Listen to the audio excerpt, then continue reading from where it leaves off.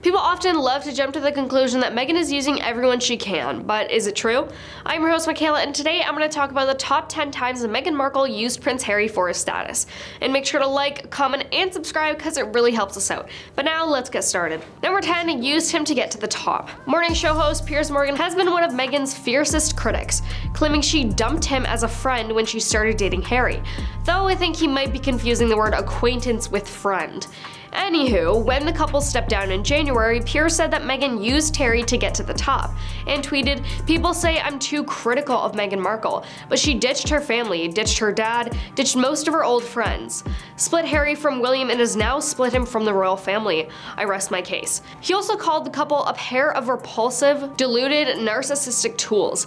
Imagine announcing this in the middle of a global pandemic. Imagine thinking anyone cares about their hurt little me egos as health workers around the world are dying at work.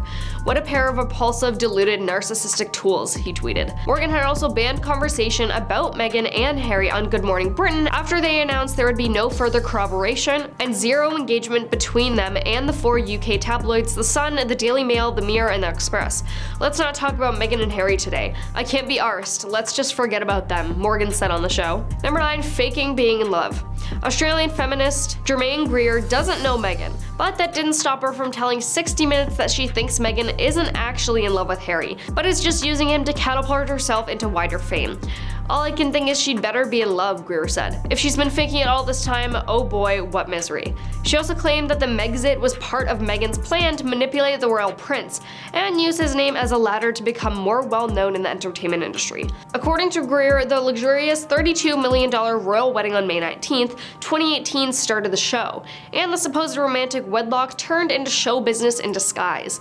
The feminist added the fact that although Meghan became a duchess, she still did not give up the opportunities outside of the royal palace, only proving that Meghan's life only revolved around show business. "The whole point about showbiz, it's not real, it won't sustain you," she suggested. Number 8, gold digger. When Meghan and Harry announced their foundation's name and details, according to the Daily Mail, they hadn't yet finalized registering for their website and someone else snapped it up. And that person did something terrible to it. Speaking to the Telegraph, the Sussexes shared a few details about the foundation. Before Sussex Royal came the idea of arch, the Greek word meaning a source of action, they told the newspaper. "We connected to this concept for the charitable organization we hope to build one day, and it became the inspiration for our son's name." Some hacker took the opportunity to register archwellfoundation.com and redirect it to a YouTube video of Kanye West's gold digger video. An obvious insult to Meghan.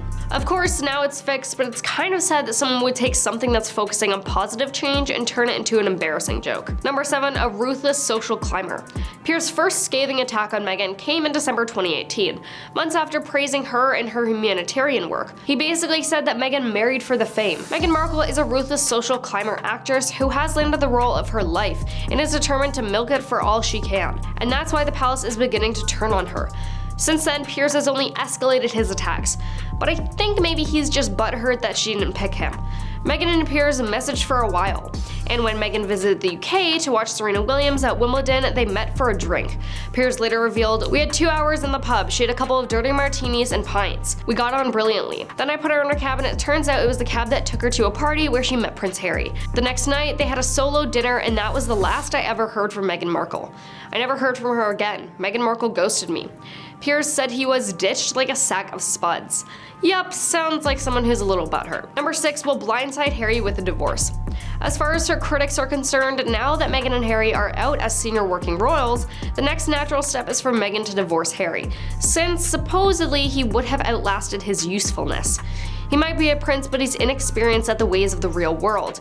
His head must be spinning at how fast he went from a castle to Canada to the middle of LA. And the worry is she might blindside him with a divorce, and he would lose everything, including his money and possibly even Archie, a palace source supposedly told Women's Day Australia. Wednesday Australia, April 13th, 2020 issue also suggested that Prince Harry may not experience a happy ending after all. Meghan's alleged real scheming begins. Number 5, out of money. Plenty of networks around the world aired Meghan and Harry's engagement interview.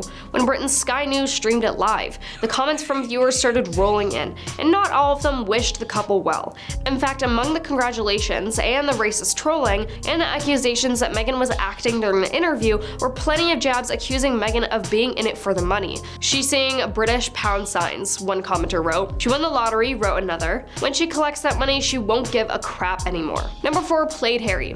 Meghan is apparently such an evil mastermind that she's been planning to be a part of the royal family since childhood. So said Meghan's former friend, Nanaki Pretty, who sold the Daily Mail a trove of pictures of Meghan, including one where 15-year-old Meghan and her friend posed in front of Buckingham Palace. "I'm not shocked at all," she told the tabloid about the wedding. "It's like she's been playing this all her life. She gets exactly what she wants and Harry has fallen for her play. She was always fascinated by the royal family. She wants to be Princess Diana 2.0. She will play her role ably, but my advice to him is to tread cautiously." They met at age 2 at a prestigious kindergarten in Hollywood and became inseparable. "We were sisters, everyone knew that. We would be hand in hand everywhere."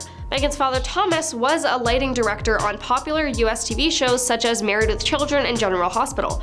From an early age, Meghan visited those sets and decided fame suited her, Miss Pretty said, laying the foundations for Princess Pushy as she later became known. Number 3, out to commercialize the royals. Meghan's critics love to emphasize over and over that she was a nobody before marrying Harry, a not-so-subtle way of interjecting classist and racist overtones as to why she doesn't belong in the royal family. Never mind that Meghan was a self-made millionaire who did charitable work before Harry, something that another royal bride, Kate Middleton, cannot claim. So author Tom Bower went on British TV and said that Meghan had no status outside of the royal family, and marrying Harry had enabled her to commercialize her royal ties. Number 2, wants to be president. According to a book by Lady Colin Campbell, who has made an entire career out of writing about the royals, Meghan used her marriage to Harry to position herself to be president of the US someday.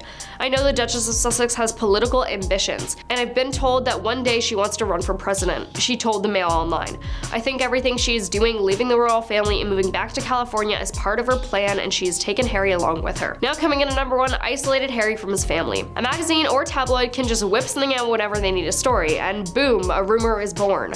Here's one from Women's Day, in which a palace source supposedly said that Meghan orchestrated the move to LA to live that Hollywood celeb life, exploiting not just Harry but also Archie. "You can't tell me that this wasn't her plan all along, to bring her boys to America so she could live the celebrity life she'd always dreamed of." It all makes sense now why she was so uninterested in getting a British visa, and was dead against giving Archie a royal title. But the scary thing is now she has Harry right where she wants him, isolated from his family in a country where she holds all the cards in terms of legal rights. But that is all, thanks for watching and we will see you next time.